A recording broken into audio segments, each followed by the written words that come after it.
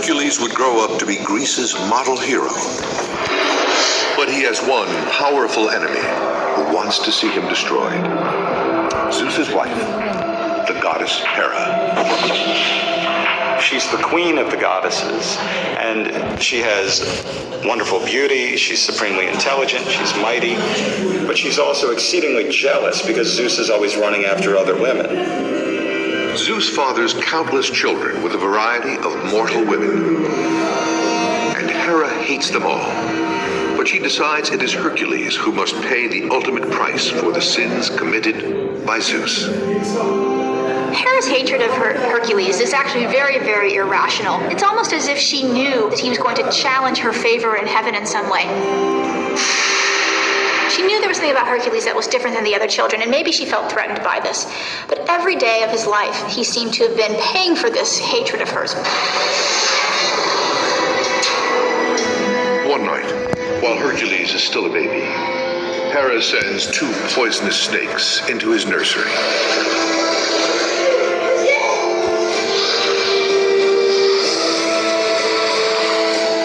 One snake in each hand, and he's squeezing them to death. Little tiny infant squeezing to death these 2 giant serpents. Everyone knew at that point that there was something a little bit different about Hercules. This is one of the reasons why Hera will hate him, because she cannot kill him. She can make his life wretched, but she cannot kill him because destiny says he will become immortal. And even a god has to obey destiny. But Hera is just getting started. Her vendetta against Hercules will determine the course of his life, from the cradle to the grave. So goes the myth. But what is the link to reality?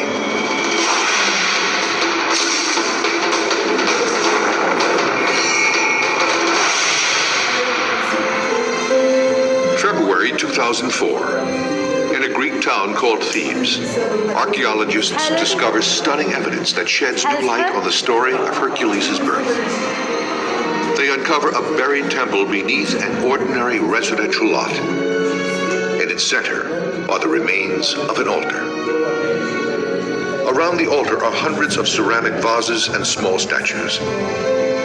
They all portray one thing: Hercules. After